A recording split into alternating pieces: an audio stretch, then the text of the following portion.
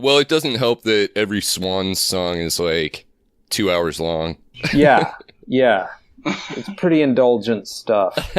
I love Swans though. Me too. Man, Me too. I'm still a fan. I discovered you because of your tweet about running for Texas governor. I was like, oh man, we got to get this guy on the show. And then I looked you up and it was like, oh shit, and he plays with Swans too. That's amazing. Right. Yeah, I forgot what city I was in. Maybe I was in Pittsburgh when I made that. Oh, no. I think I was in D.C. when I made that little video. And I was just so disgusted by the bathroom bill. Right. That Dan Patrick and Ken Paxton were trying to push through the Texas ledge. Oh, yeah. Just so much disgusting, hateful legislation kicked around. And they called that special session, and you got the sense that it was one of their big priorities, and they still couldn't get it done. They canceled everybody's vacations to bring them back in and try to push this. And I mean, people occupied the State House. It was amazing. Yeah, the activism. I mean, these are terrifying times. But there's a lot of consolation that comes from standing in a group of hundreds, sometimes 50,000 in the case of the Women's March, people right. who are also outraged by what's happening.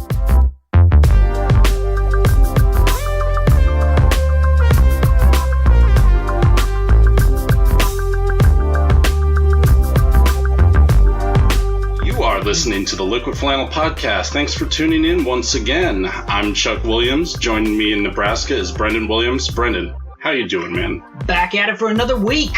Back at it, man. That tenacity, that dedication. All right. Can't stop. We love it. We love it. And joining us in Arlington, Texas is the great Matthew Hodges. Matt, how you doing, dude? I'm doing real well, man. I'm excited about this one. Man, I'm excited too, because as the audience knows, we always bring cool people on the show. Matt, why don't you tell us who we got this week?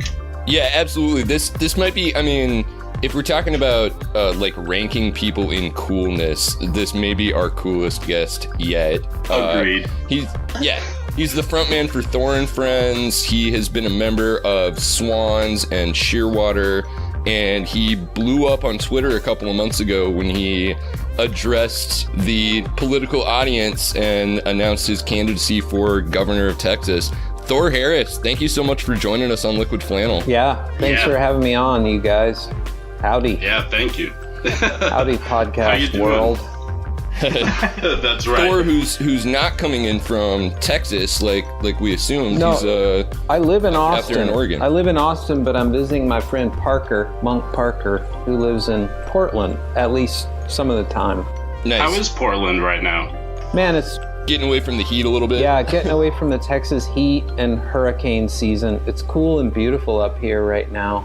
It's still daylight. Where y'all are, is it dark? Oh yeah. It's super dark. It gets dark at it was dark like an hour 6:30 ago. now. It's like it's getting into those dark times in the cold winters. These are dark times. I think we all agree on that. 100%. America didn't get great. It got really dark. It got dark, but we're recording on a harvest moon. Whoa. I didn't realize what that was, but apparently it has to do with something back from the farm days. Yeah, and it's a Neil Young record too. Oh, excellent! Yeah. Once I was walking down a hallway in Washington D.C. and Neil Young was coming the other way, and I thought about going, "Hi, Neil Young, you're so awesome." But then I thought, "Oh, that sounds really dumb." And me and Neil Young, we sort of look alike, and yeah, I'm a little younger and slightly more handsome, but right. But we just sort of like gave each other a really kind of friendly, knowing nod. It was pretty awesome. Nice. Man. I assume that you didn't have the big bushy beard then. I didn't. If he recognized you as a Neil Young like doppelganger. Yeah, I was back then. I used to shave. I just got rid of that giant beard, but it'll be back. Oh, it was epic too. It was epic. It'll be back soon. Okay. What was the occasion for shaving? I don't know. I just thought, let's just push reset on this. Right. Restart, Well, man, in dealing with the Texas heat, I can't believe you made it so far through the summer with that much facial hair. I made it through the summer. I 8 months of growth on my mane, but then, I was kind of like, maybe a reset would be good, but I really like the idea of facial hair as the poor man's witness protection program, because once I was 8 months in, people were like, man, whoa, I haven't seen you in forever. I didn't think it was you because of that beard. And then I cut it off, and then everyone's like, whoa, dude, you look different. Yeah. So I love it. Yeah. I almost feel like I'm playing a new character or something. So yeah, me too. It's cool. Me too. I now that I'm getting old and pretty wise, I really fall into the wizard stereotype a lot. Heck yeah. That's a great stereotype to fall into. Yeah, it's good. You can't have too many of those around. Well, and I've never met a wizard that people didn't like. It's true. I'll grow it back. It'll just take a week or so from a tribe of really hairy Neanderthals. So, that place in your spirit that drove you to shave the beard, is that the same place that drove you to enter into candidacy for governor? It kind of is. It's kind of, it's kind of like, the thing about running for governor is, at this point, I know that I would do a better job than the guy who's got that job right now. And I can also say that about the presidency, but I think that almost, I think most people would do a better job than the guy who's got doing that. But it's really true of both of them. Greg Abbott and Donald Trump are just both embarrassingly bad at their jobs. And before Greg Abbott, as you know, we had Rick Perry. And before that, we had George W. Bush. Texas has been, if I may be so bold, in the hands of fools since Ann Richards left. Wow. And right. And we were talking about this a little bit before, but I can't imagine that has anything to do with the way our voting districts are drawn down here, where, if you want to vote for a more progressive candidate, your vote almost doesn't count depending on where you live. How is that democracy at all? I mean, anything done to silence voters is undemocratic. They're like, it's one person, one vote, but if you're voting against the grain, we're diluting the shit out of it. Yeah. Yeah, that's so, that's so cowardly, and it's so, at its very root, un-American. If you consider America a democracy. Yes, it was founded on genocide and slavery, but it also has a pretty great constitution, and I think we all see that it has great potential, and it has some great things about it, but it's a fixer-upper kind of country, Right. Like that old house you're staying in, it just needs a little tender love and care. Yeah. A little TLC. Just to whip it back into shape a little bit. Really needs some work, some renovation, our democracy. Knock down some walls, dude, for sure. Yeah. Absolutely. And one of the things we talked about is they have this Supreme Court case going on right now with Wisconsin and the voter districts, which hopefully, if we can get a good outcome from that, will lead to some more fair representation, because the facts of this Wisconsin case are so egregious that you're seeing the Democrats will get over 50% of the vote, 53, 55% of the vote, but then get 30 seats, and the Republicans will get 60 seats, even though they got less votes. And it's there's no arguing that that's not a good system. The game is to be sold, not to be told, my friend. And Texas is very similar. Well, and I was heartened to see John McCain and another senator came out. They released a statement the other day talking about the Wisconsin case and urging the justices to make the right decision in that. And they brought up a thing that I don't think this point gets made very often, but it's totally right, which is when you have these gerrymandered districts, these safe districts, then the only way that you're going to have a shift in your representatives is if somebody goes like further to the right or further to the left. They become it not only disenfranchises the people who want to vote for the other party, but it also means that your representatives are just going to get more and more extreme because that's the way you like primary somebody. Yeah. You know, I used to think that one way to try to throw a wrench in the spokes of that is to just say everybody register as a Republican. Maybe if you did that, like maybe if there was 100%, and then they wouldn't be able to necessarily tell. I mean, they'd still probably be like, okay, what's the black part of town? What's the Hispanic part of town? Right. But, you know, it'd be a lot harder for them. So, well, and in a lot of states, you have to be registered as a certain party to vote in the primary. Right. Which leads to all this stuff where, like, I know, Chuck, you have changed your party registration multiple times to try to participate. Key flip-flopper in Nebraska, let me tell you. And yeah, it's ridiculous that they set up these systems that make people, you know, go through that, where they try to say like, oh, it's, you know, everybody says like, oh, I'm a centrist, you know, I'll vote for whoever, you know, and it's like, but they literally make it impossible for you to operate in that way. Because if you want to register independent, then you can't even participate in the majority of the political process. Right. Right. So, Thor, I want to dig into some of your specific policy recommendations for Texas here in a minute. But first, I was hoping you could tell us just a little bit about what's the process look like when you decide that you're going to run for public office like that? I haven't really dealt with, I've been kind of touring and doing music stuff since I made that announcement. So I haven't registered and I haven't gotten all the signatures that I need, but well, you know, you've got one signature here in Arlington, awesome. Texas. Thank you, Matt. Yeah, I've got to get a bunch of signatures. I think I have to come up with some huge sum of money, which I can probably.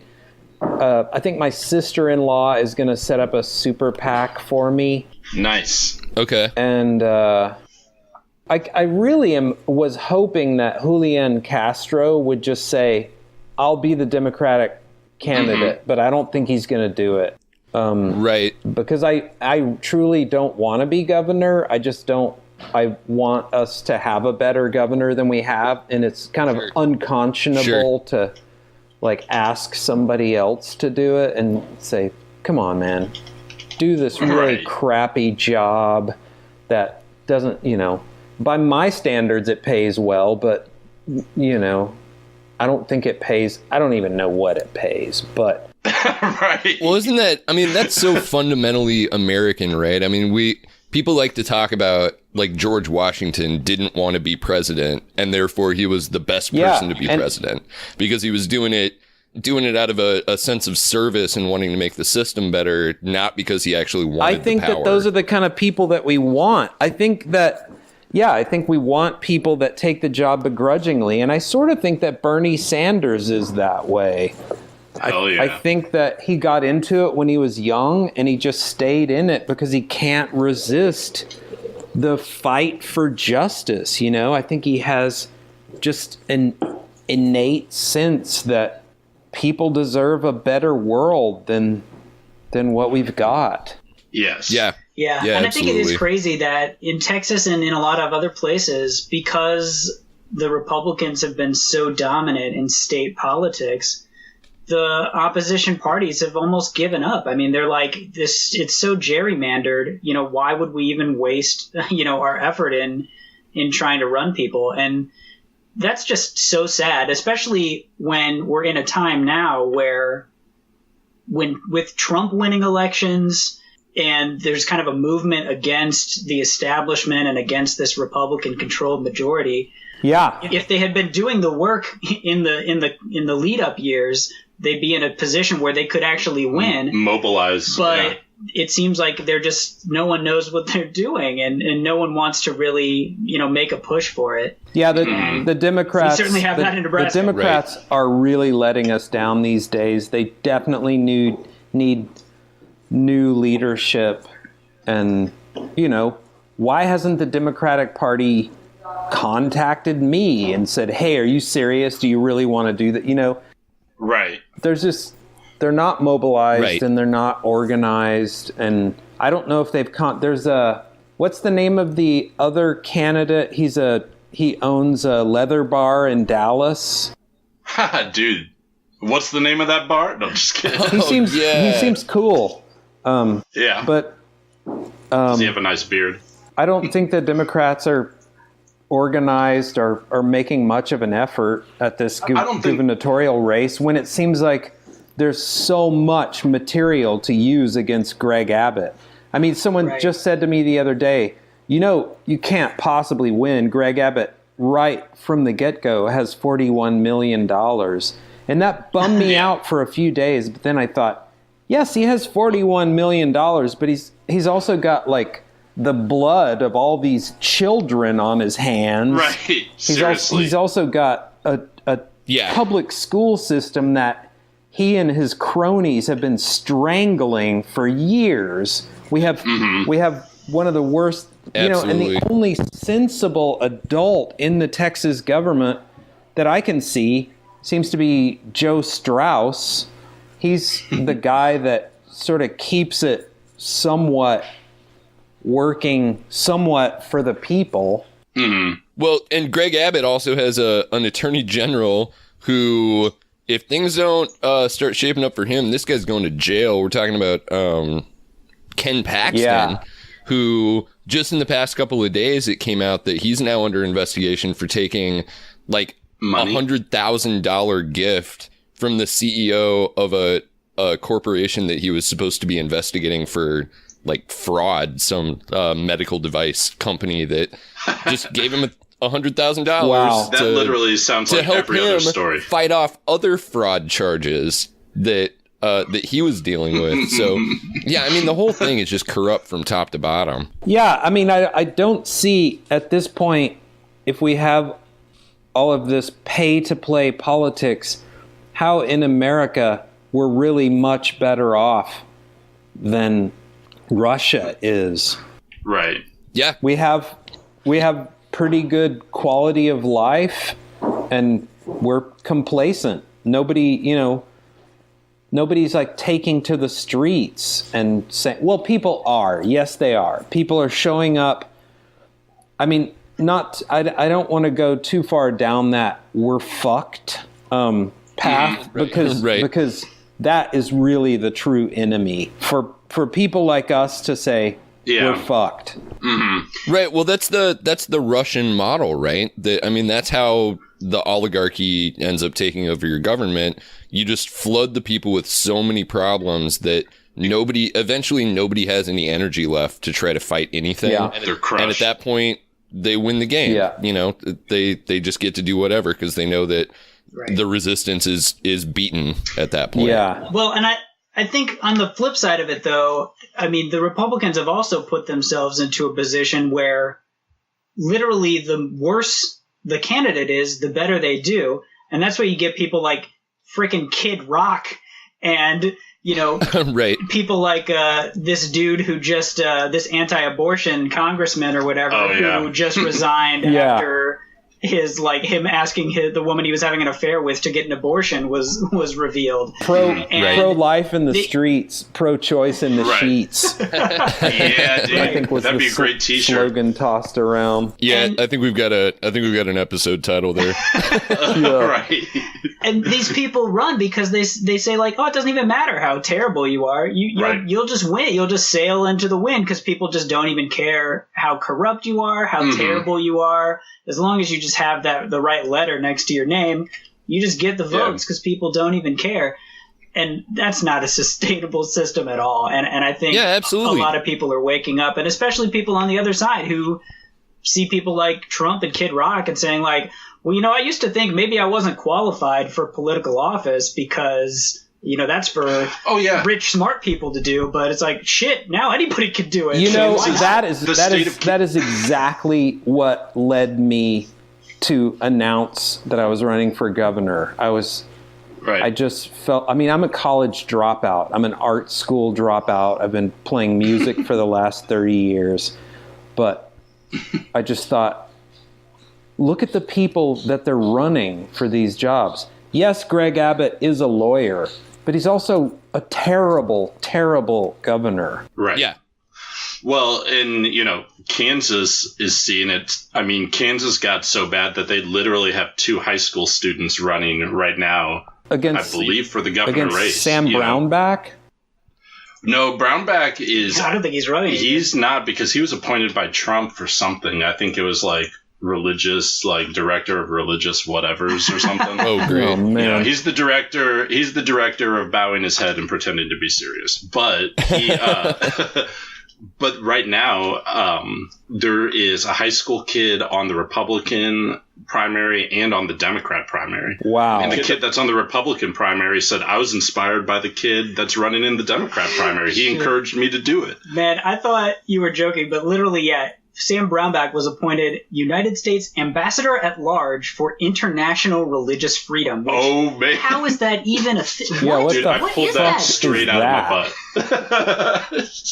Holy crap. Yeah. Why is that a thing? It's a thing to save the poor people of Kansas. They've been through a lot. Right. It's a thing to give to some governor who knows that everyone hates him and he couldn't win if he ran again. So Right. give me a get out of jail free card. Whoop. Yeah. So I don't know. Maybe in some ways, seeing these ridiculous stereotypes, as politicians is going to encourage more engagement. It's going to encourage the average person to say, look, this person's horrible. Maybe I can stand up and at least make sense, so. Well, and I think this whole idea of who's qualified or whatever, you have to be a lawyer or whatever. Out the window. If I don't care how many law degrees you have, if you're a corrupt, money-grubbing asshole. Right. Exactly. I would rather have an idiot who cares about people in there doing the best that they can do to help people versus some overqualified lawyer or something like that. 100%. Yeah, absolutely, man. If we're gonna elect a rocker to any high public office, I think Texas has the better candidate than Michigan does right now. We do. I tell you, Yeah. I would be a huge improvement over Greg Abbott and Kid Rock. That guy. Could you imagine having to go to political things where he's there? Man. I mean, what? Right. What's the most Senate metal Finance thing? Committee or whatever? Right. Let's see what Mr. Rock has to say. Yeah. Cut taxes. Right. That's my position. Yeah.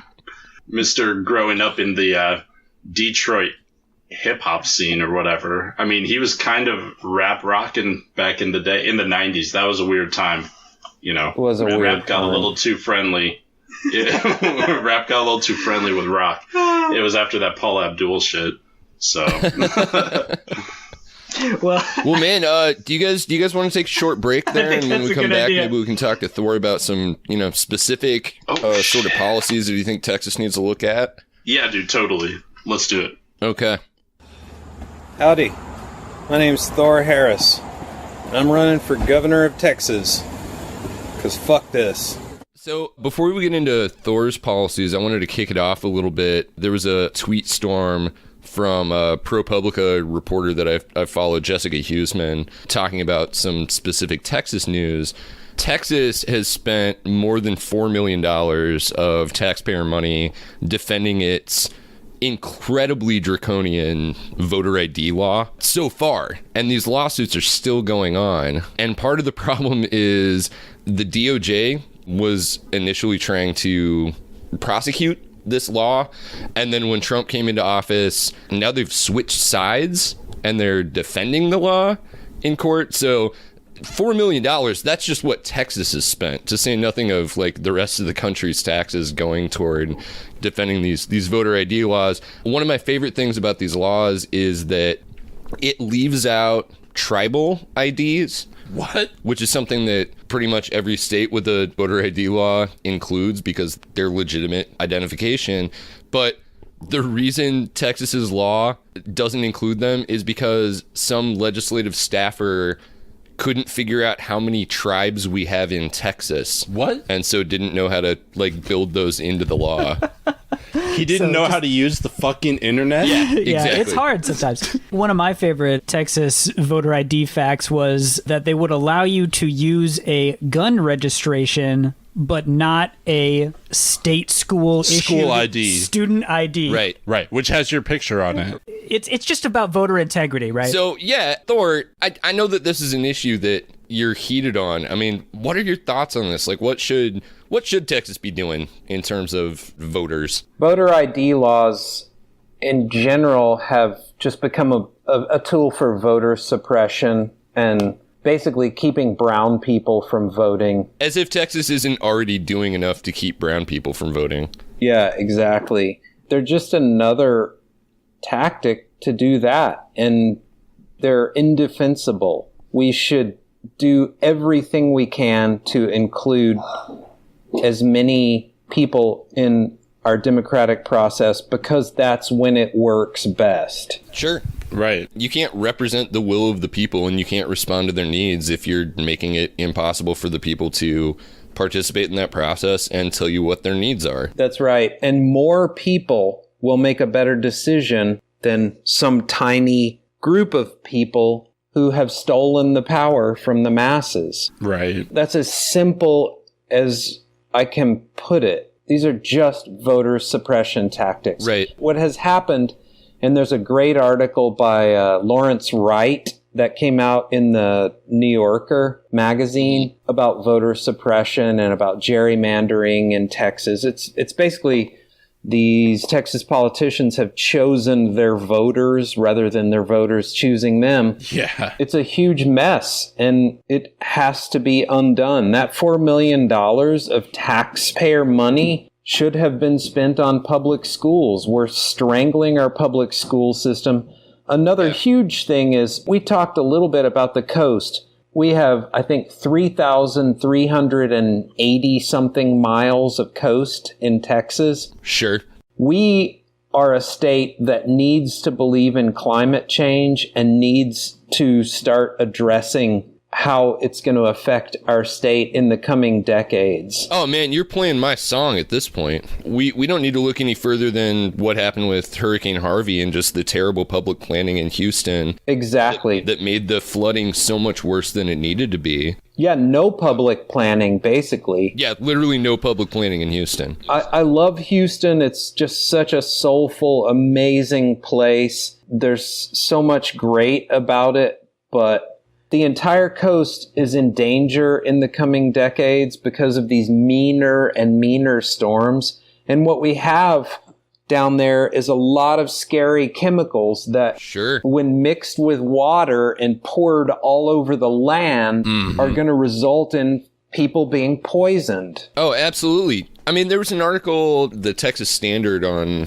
our public radio was reporting on it. Yeah, I love that show. Oh, man, they do such good work. Seriously, shout out to the Texas Standard. You guys are great. Yeah. They were talking about this massive dioxin spill that happened. Yep. That's right where I grew up. And if you don't have your chemistry degree, all you need to know about dioxins is they cause cancer. Like really gnarly, awful, incurable cancers. And they do it very easily. You don't have to get a whole lot of this chemical in or on you, and you're going to die from some weird throat cancer or something. Now, you're sure this is not the cancer that gives you superpowers, right? This isn't that kind of toxic spill, right? You never know unless you try. Okay. No, that's radioactivity. Gamma rays. Rays and radioactive spiders and stuff. Another thing to say about the coast is you've got thousands of miles of coast with huge plants that are built for refining petrochemical products. In the coming decades, we're going to want to repurpose some of that land because the petrochemical industry is not going away, but we're going to run less and less of our world on petrochemical products and more of it on solar, wind, more sustainable, less carbon producing stuff. If there's a way that we could give sustainable energy producing companies, even if they're the same companies, incentives to move into some of those lands which should never be used for residential or farming or anything like that, instead of letting them turn into these like vast industrial wastelands, like what happened to Bridgeport, Connecticut, right? What happened to Detroit when the constantly failing auto industry abandoned huge swaths of it. Yeah, of just poisoned ground. I mean, you've got heavy metals, petrochemicals, all sorts of, I mean, even if you could get a plant to grow there, you're not going to be able to eat it. Yeah. Right. And what's even more likely to happen is that land be left poisonous and sold to build houses for poor people. Oh, yeah, absolutely. Yeah, developers will swoop in there and build a bunch of houses, and we'll have another, like, love canal. And it's like every kid in this elementary school has got crazy allergies and skin diseases and constant headaches and epilepsy. Even Texas has a better example of how this can be done in the past couple of years. Georgetown, down there by Austin, runs completely on wind energy. You know, we have an amazing wind resource here in Texas. That's right. We do. Texas is a really diverse state. Yeah. We've got brown people. We've got gay people. We've got atheists. We've got agnostics. You've got socialists. We've got socialists. And yet, all of the power is in the hands of these Anglo-evangelical, intolerant, belligerent men who seem to have nothing short of contempt for the rest of us. Yeah, absolutely. And that will not stand. That has to come to an end. And what you see with all this shit like voter ID laws, all of this gerrymandering, is that ruling class clinging desperately to power when if they could let this power go, they might find that it's still a world that they could live in. It could be exactly still a world where they could still be rich and powerful, and yet we wouldn't have maternal mortality rate of a third world country. Yeah. And we could have we could have decent schools. Yeah.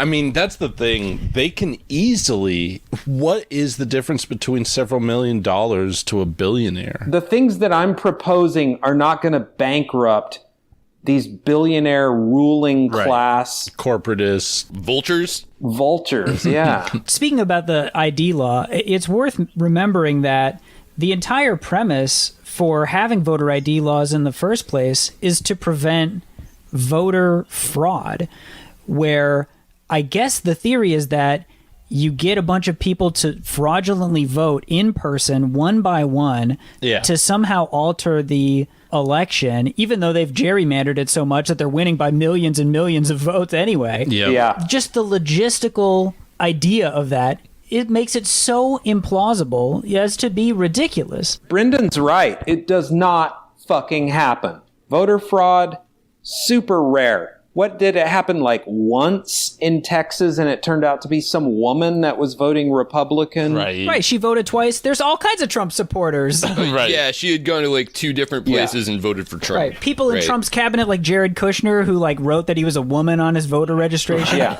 People like Manafort was registered in like 3 different states. Steve Bannon. Paul Manafort. At the same time, they'll look at Russians literally hacking into state voter like registrations and things like that, and then saying like, well, hey, it's not like the tallies of the votes were changed. There's no evidence of that. Maybe they hacked in or whatever. Fine, you know, everybody does that. That's legit concerning. Right. This whole in-person, you got one guy to go vote 50 times, and then you had to get 5,000 guys to go vote 50 times to even get close to making a difference. It's not possible. But yet the hacking, they will just dismiss out of hand as like, oh, well, you know, we'll look into it maybe. If they really want, you could make a voter ID system where it is 0 cost to average people. But that's not what they want to do, because that's what it's like a poll tax. I mean, it's like you have to go get an ID because not everyone has one, which means you have to spend a freaking half day at the DMV or better, you know. So not only are you paying money to get this thing, and Republicans are like, well, it's only like $10. Everybody has, you know, ID for beer and stuff. They have to get this official ID, but they have to waste half a day to do it. They may have daycare situations that they have to line up. They may be elderly, you know? I mean, there are a ton of, like, elderly people of color who... they don't have mobile. I drive for Meals on Wheels, man. I know a bunch of people who literally don't have a car. Like, they can't go to the DMV. They can't walk to the DMV. Right.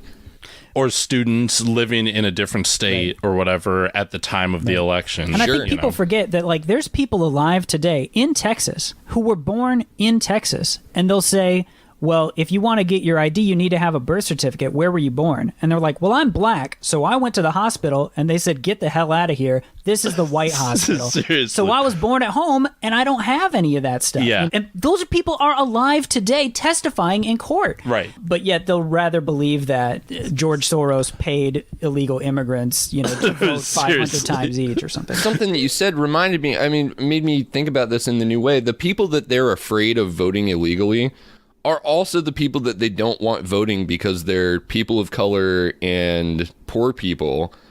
And those are the people who have the least resources to drive around all day on election day and start voting at a bunch of different precincts. There are models to do this. Like, you could just automatically register everybody who's domiciled in the state. That's what I think Oregon has a system similar to that. The post office keeps track of where you live and your address. I mean, it's totally doable. Right. They do that already. Yeah, they have the data. Like, where you live, where your mailing address is. And another thing we talked about was the lack of environmental regulations in these refining areas and these chemical storage areas in Houston. Yeah, it's atrocious. Do you guys know, in Texas, we have this silly mock agency. It's called the TCEQ, Texas Commission on Environmental Quality.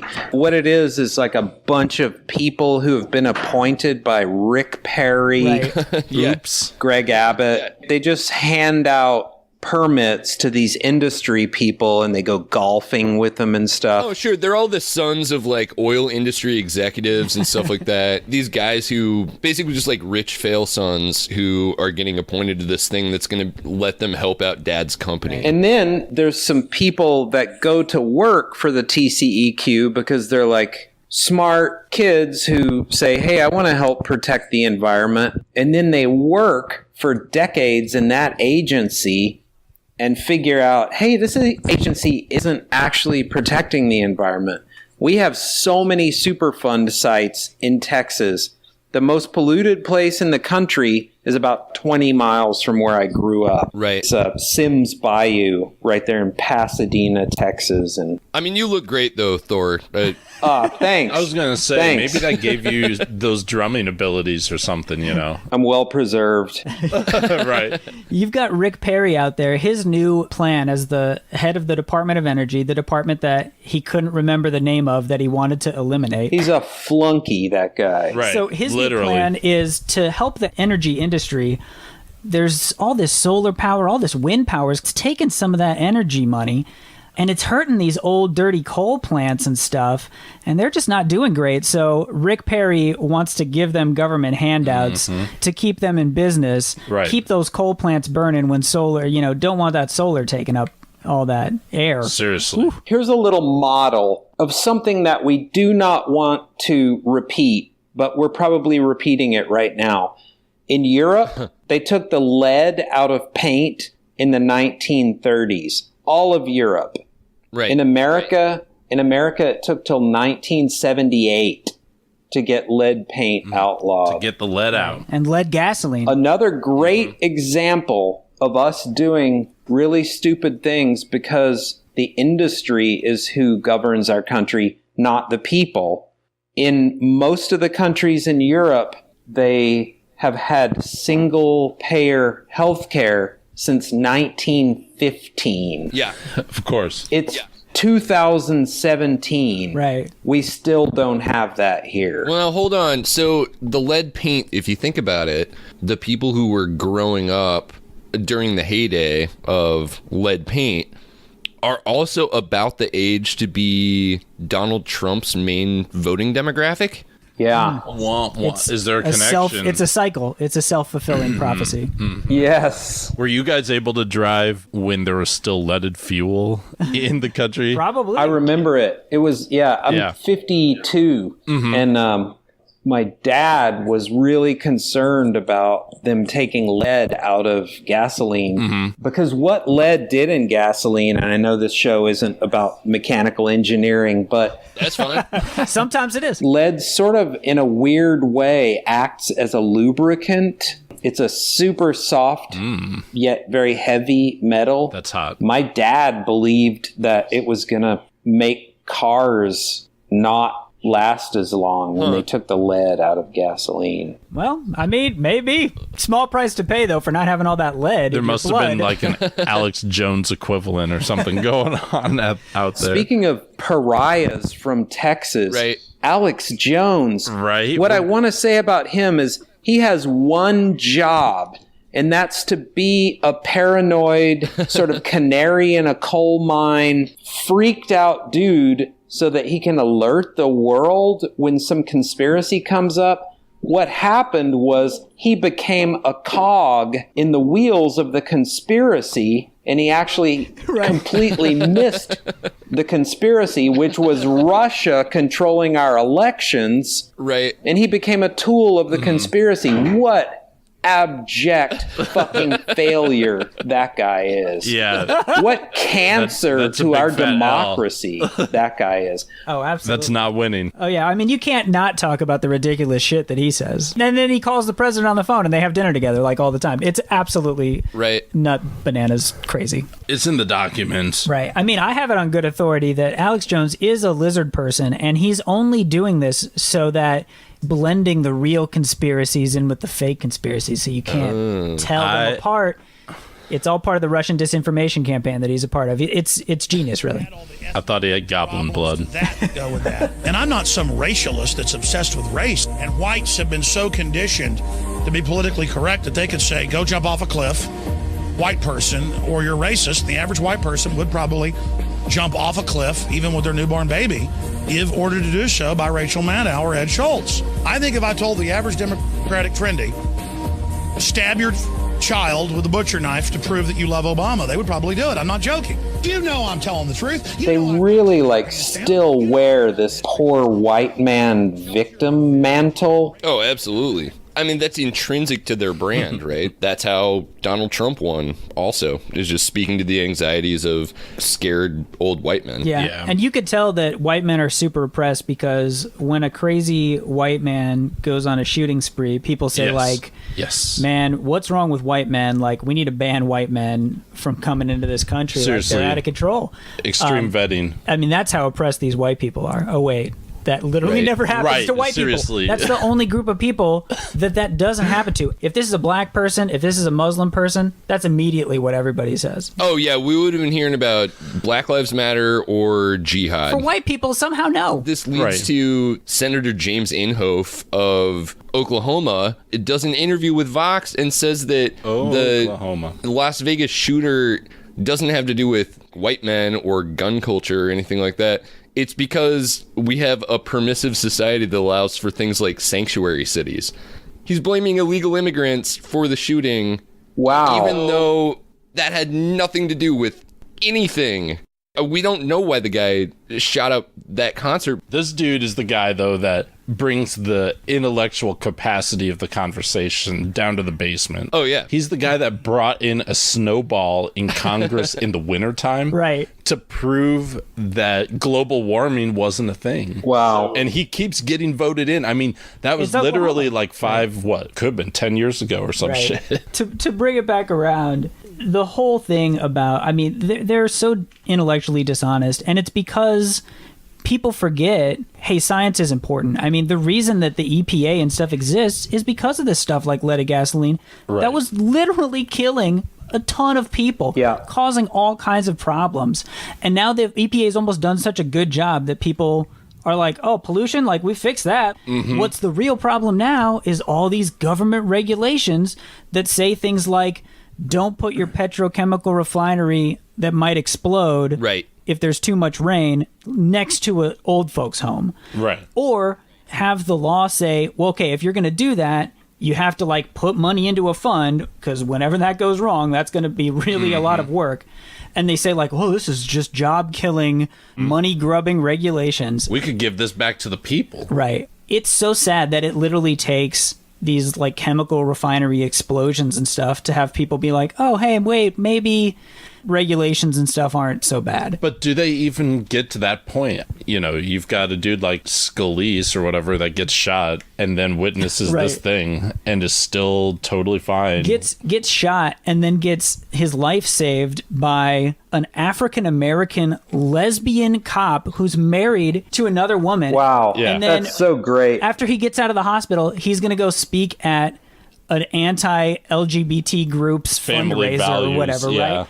He says things like, Second Amendment, I'm thankful that there were people there exercising. I'm thankful there were you know, lesbians with guns. You're right. I'm so thankful for those people who had guns that brought their guns there. And it's like, those people were police officers. Right. No one is saying that police officers shouldn't be armed. Of course not. If they are, that is not some of us are. Some of us are saying that. That is not a position that anyone in the current government is taking. But he's going to argue like, these people are so crazy, they don't want even the police to have. It's like, no one's saying that at all. But this dude had like 40 freaking assault rifles or whatever in his hotel room. Well, and he bought 30 guns in the last year. Right. I saw a great Twitter meme where it's like CNN and it says, nobody noticed anything unusual about this guy. And then like the headline under that, like 2 down, it's like, dude bought 30 guns in 1 year. Yeah, I mean, that's not weird. I do that. Everybody I know just does that. Dude, that's just Second Amendment. I mean, you got to keep those gun stocks up, helping America.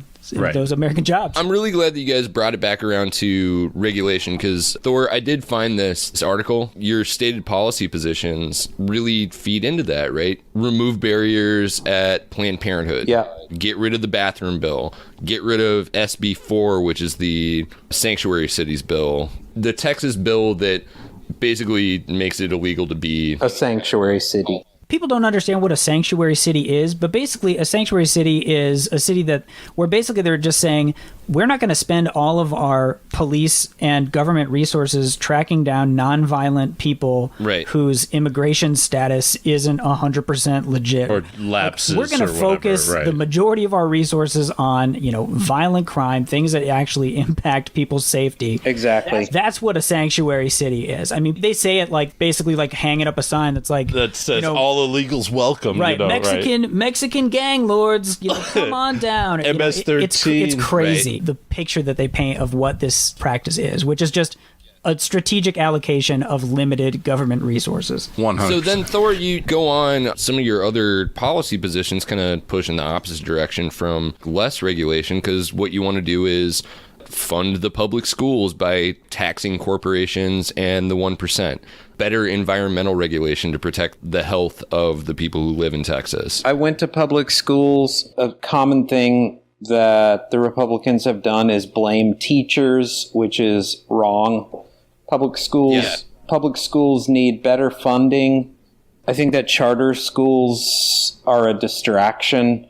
I think that vouchers are a distraction from fixing and properly funding the public school system. If you're talking about a poor family, even if you're going to give them some kind of a voucher or a tax break or something to help pay tuition at one of these private schools or even these charter schools, that's still out of their reach. So it's this illusion of school choice, when really what you're talking about is just the school that they're going to end up going to just gets less money than it had before, which already is, like you've said, just being strangled. Yeah. One of the easiest things to do, too, is also to just offer preschool to people. I mean, that's not that expensive to do.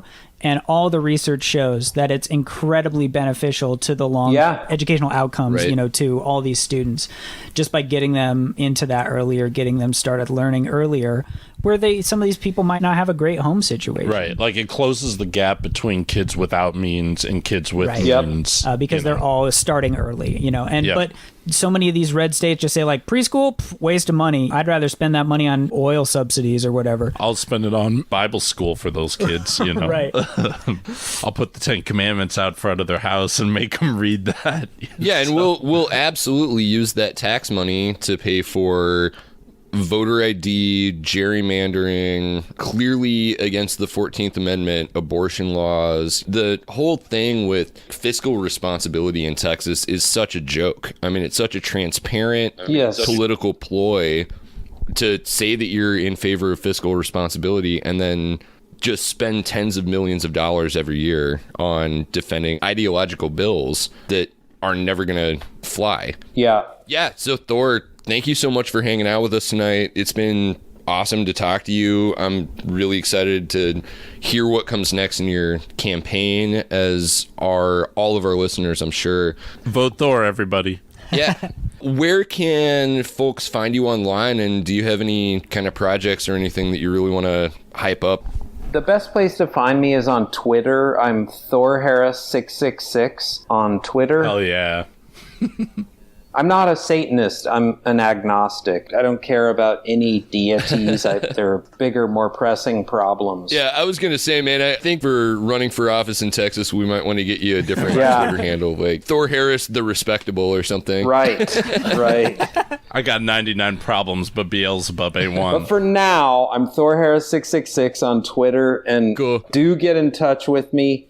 And I'm protesting all the time with different groups down at the Texas Capitol all the time. I look like a caveman. I'm a Neanderthal-looking specimen. Yeah. But I'm really friendly, so come up and talk to me. My band, Thor and Friends, has a new record coming out November 17th. What's it called? It's called The Subversive Nature of Kindness. Ooh. I'm sold. I think these are really mean times, and I don't want to live in mean times. I think the world got a lot meaner on November 8th and during the campaigning season, and I don't think that's the world that any of us really want. Right. A world where we're so suspicious of each other. You know, I am guilty of it too. I look at old white people and wonder, did you vote for Trump? Right. I don't want to be like that. Well, man, it's been great talking to you, and yeah, we'll be happy to have you back on at any time. It has been awesome hanging with y'all, and I would be happy to come on the show again. Yes, thanks so much for hanging out, man. So great to meet you guys. Yeah, you too, man. Thanks a lot, and good luck, man. Good luck. Thank you. Keep up the good work, and stay in touch, y'all.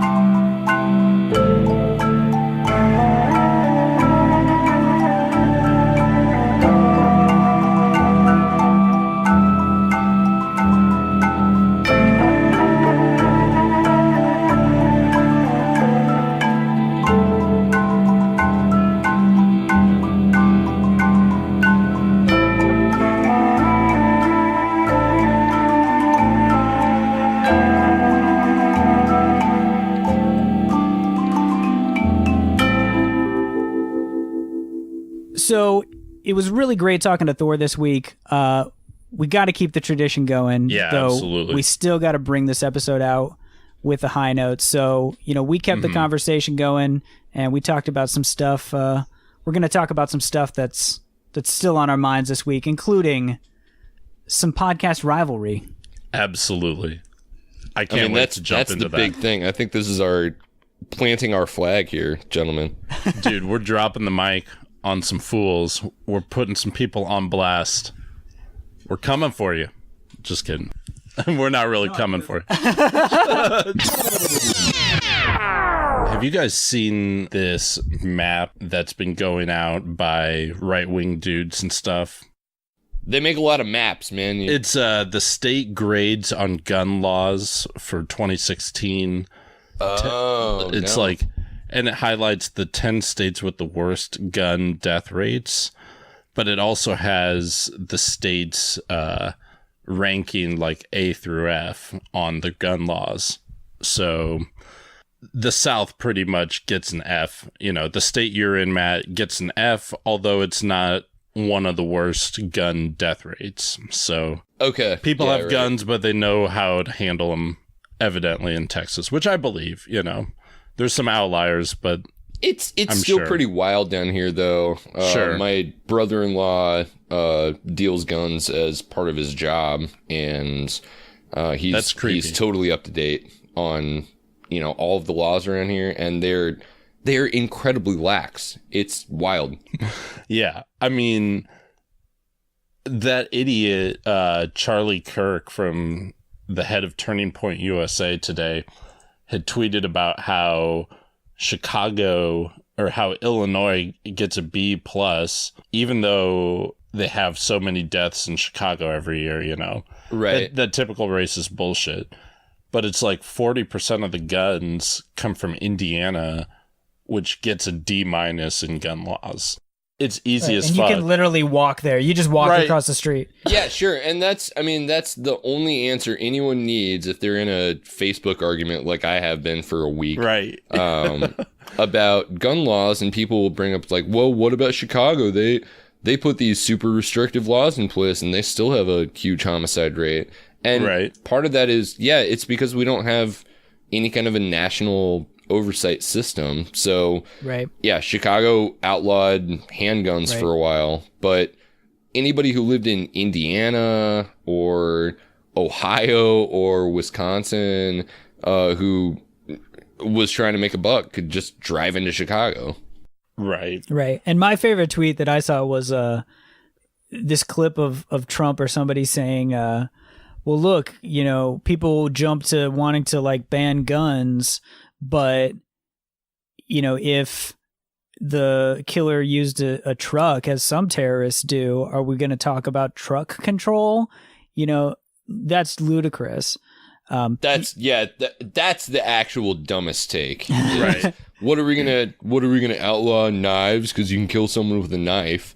Right. Well, and one of the best takes on that I saw was like, okay, when a fairly old guy kills dozens and dozens of people with a knife from the 32nd floor of a hotel, like, okay, then maybe we would want to talk about knife control. Right. Well, and it's like to think like, like truck control, like you have to get your truck registered. You have to get a license for your truck. You have to get insurance for your truck. You know, any damage that you do with that truck, you have to carry insurance for to make sure that that's paid for. Right. So, I mean, I think our truck control is sadly better than our gun control at this point. Right. Yeah. Well, and so that dude, Dan Cleve from, Nebraska, aka at Racial Theocracy on Twitter. Oh, is this our Vanguard America? We're starting this beef now. Vanguard America, we're fucking coming for you.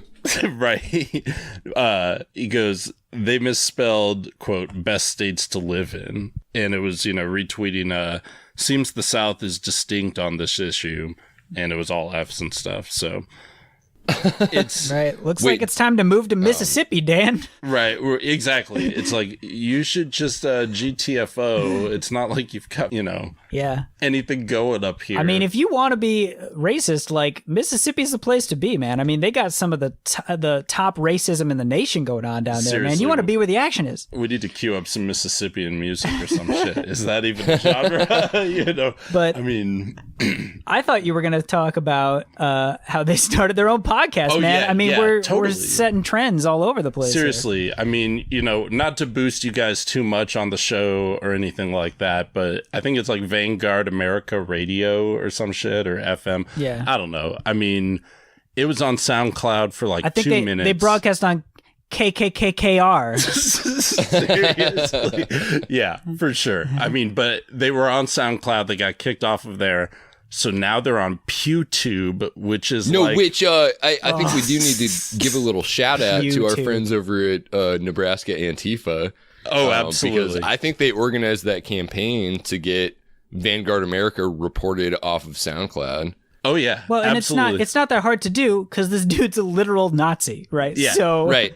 Yeah. I mean, their episode, I'll spare the audience, but they literally refer to black people as antiquated farm equipment, among other things. It's crazy. Nice. But, yeah, totally. And most of the arguments don't even make sense. And the funny thing, one of the funniest arguments is, well, I'm a Lutheran, and I know a couple of you guys are like Wiccan or something, but we all get along. And it's like, well, why don't you add a Muslim in that circle? I mean, but that's right. different religion. I mean, that's brown religion. But anyway, so they're on PewTube, which were you going to explain that's YouTube for racist? Well, right, which is it's named after PewDiePie, right? The racist. Right. PewDiePie, the racist. What's he, Swedish or something? Right. Like some video game vlogger.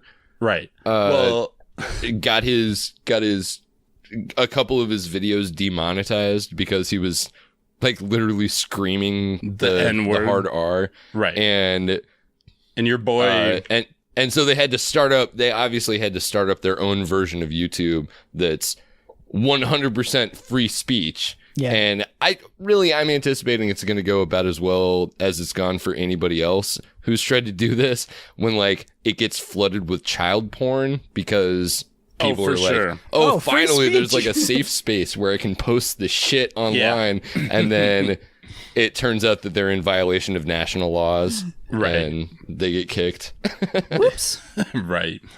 Well, yeah. I mean, the show... It's the price of freedom. Exactly. We won't get into the content of the show too much here, but... Thank God. Yeah. I mean, I did listen through the entire episode of the show. I'm always listening to podcasts and trying to pick up a few techniques. I don't know that I'm going to be dropping too many techniques and stuff here, but...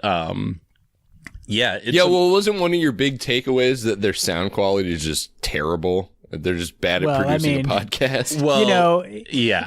Sometimes it's hard, it's a learning curve. I'm going to give this one to Brendan knows that because Brendan pretty much edited all of our episodes up for like the first 20 or something. But, right. And, these guys, to be fair, they don't have microphones or anything like that I can tell. Maybe possibly like a headset microphone that our guests have. Yeah. But they completely... Hey, it worked for Chapo, so they're probably okay. Yeah. They only use radio equipment that only white people invented, so it's actually like two tin cans and a string. It's like a decoder ring. Yeah. Well, right. It's Morse code. Well, and that was one of the things they get into. They're like, all the contributions to Western civilization have been white people.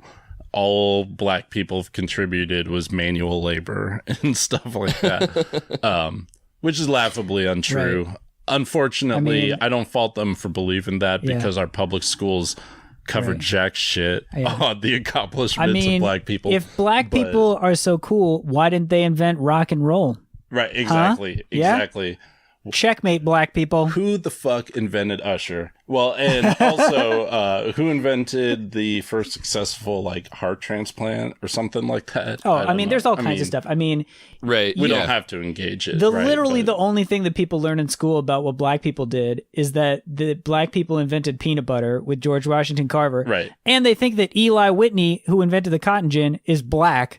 Because his name just sounds black, but that dude was white. Well, of course. I might be blowing some minds right here, because literally everybody thinks that Eli Whitney, who invented the cotton gin, was a black person, and he's not. Right.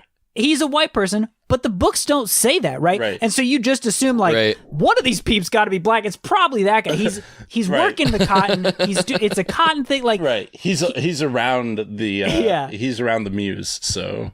Or are they getting mixed up with George Washington Carver or something?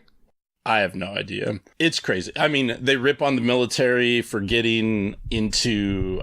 Look at this. Look at how fucking white this dude is. Dude, of course he's white. Of course he's white. He is the whitest dude I've ever seen. Dude, I just assumed, if it doesn't say a race I just assume it's a white person, not because it is a white person, but because that's the only person people would be talking about. Right, like, exactly. Literally, like, even if some black dude was doing good shit, people would be like, is he doing good shit? We got to kill him. Right. We got to perpetuate the stereotype. Well, and it's like, to have white people say, like, black people didn't invent anything. Like, in between all the time we were enslaving and whipping them, they should have been inventing some stuff. Right. Like, right. So lazy. Those black people literally so weren't lazy. allowed to learn how to read and couldn't possess anything in terms of like tools or but no, they probably should. I mean, that's lack of industriousness. I mean, we need people to pull themselves up by their bootstraps. Another low light in the show, not to list them all off,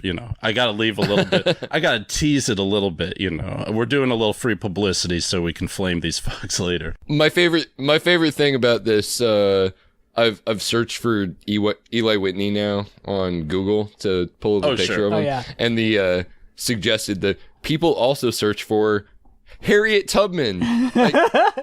Right. Well, I'm sure that Eli Whitney had sex with black people, honestly. And I'm sure it was not consensual. Yeah. But anyway. Harriet absolutely. Tubman, was she really a woman? I don't know. Oh, dude, she looks like Michelle Obama, man. That means, we got to see. No, just kidding. Obviously not. But what was the other thing? Oh, so they were talking about that Air Force Academy situation where a bunch of people, not a bunch of people, but a couple people had the N-word written on their dorms or something like that. Right. And how they came out with the statement. It was kind of a strong statement. People of color are like, we'll see. I mean, it sounds one way. We'll see what really happens. These guys are talking about how, first of all of the great army downfalls were because of integration and stuff like that. So, sure. They were talking about the Austro-Hungarian army or some shit. I wasn't even going to spend the time Googling it. It's not really an important part of my life right now. But I'm like, yeah, World War I know that they weren't integrated, but they had black regiments in World War I. Again, not going to play into it, but they go, if you're not strong enough to take us calling you the N-word, then you probably don't need to be fighting for our freedoms. Right. And it's like, okay, well, they shouldn't be fighting for your freedoms because fuck you. But you know what, though? They would never fucking say that to like a big black dude's face. They would never do it. Well, this dude might because he's got a fucking gun. They would get absolutely fucking ended Right. if they actually said that to somebody. Oh no, that's what they want because he would never do it these without dudes. the gun. That's these for dudes are armed at all times. You know what I mean? And they're just waiting for a black person to step to them, and show the slightest bit of disrespect or whatever, so that they can have an excuse. Honestly, I don't think this dude goes out at all. I've been following Antifa. I've been looking at his social medias. I don't think that this dude goes out at all. So he's afraid of STDs and shit. But that's another story for another episode. Do we want to? Do you think that guy's getting laid very often? Is that is STDs really the thing that he needs to be concerned about? I don't know, dude. There's zero dude. His pictures are like Dylan Roof style, who, by the way, they call Saint Dylan. But they're in the sense that he has no friends, no family pictures, none of that stuff. I mean, man, I don't know.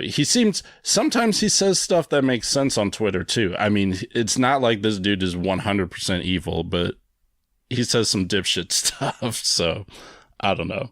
All right. Well, I don't think we're recommending our audience go listen to Vanguard America. Oh, hell no.